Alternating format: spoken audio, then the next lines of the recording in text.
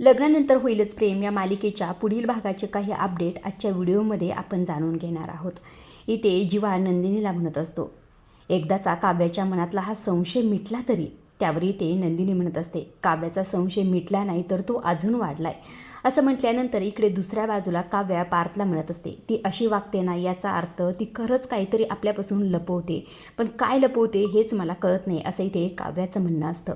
दुसऱ्या बाजूला इकडे नंदिनी जीवाला म्हणत असते, आपल्याला काही करून काव्याच्या मनातला हा संशय मिटवायलाच लागेल, तर ती शांत बसेल. असं म्हटल्यानंतर इकडनं जीवा म्हणत असतो, फक्त काव्याच्या मनातला संशय. अरे जेव्हा काव्याला संशय येतो तेव्हा ती प्रश्न विचारायला सुरुवात करते, पण जेव्हा पारदादाला संशय येतो तेव्हा त्या प्रश्नाचं उत्तर तो शोधतो, असं म्हटलेलं असतो जीवा. तेव्हा खरं नंदिनीला फार टेन्शन आलेलं असतं. तिला असं वाटत असतं की आता काव्या आणि पार्थ आपल्या या सगळ्या गोष्टीच्या मागे लागणारच आणि हे सत्य समोर आणणारच. इकडे दुसऱ्या बाजूला अगदी तसंच झालेलं असतं. पार्थ काव्याला म्हणत असतो, काव्या तुम्हाला असं म्हणायचं आहे की नंदिनी खोटं पोट लावून फिरतात.